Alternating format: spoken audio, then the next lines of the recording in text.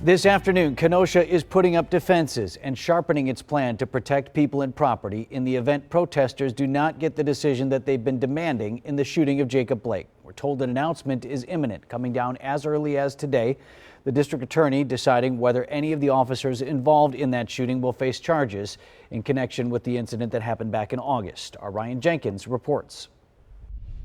Good afternoon. A familiar scene here in downtown Kenosha. Streets near the county courthouse once again barricaded off. This tall fence aims to keep people away from this building, which is now all boarded up once again. These precautions back in place as Kenoshans await a decision on whether the officers involved in the Jacob Blake shooting will face any criminal charges. That decision expected within the first 2 weeks of January and could come as soon as this afternoon.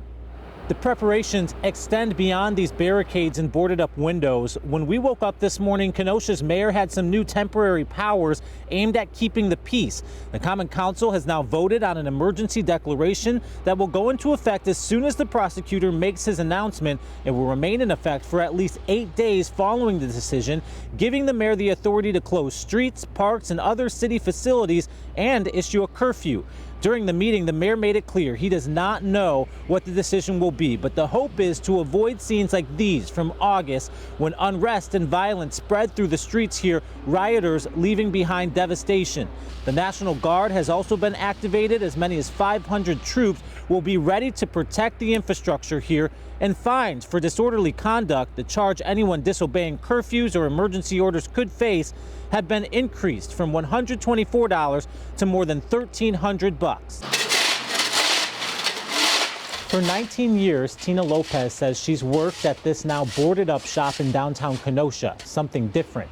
She says it was burned and destroyed on night one of the unrest back in August. Now she shares this message ahead of the charging decision. I just wish that people stay home, stay safe. Don't go and destroy other people's property. You're not getting anything out of it. Nobody's getting anything out of it. Jacob Blake himself said he didn't want none of this to happen. The mayor says that these emergency declarations won't impact the public's ability to peacefully protest. Meanwhile, the ACLU of Wisconsin is urging the city to be conscious of protesters' rights, calling the response to past protests, quote, deeply flawed.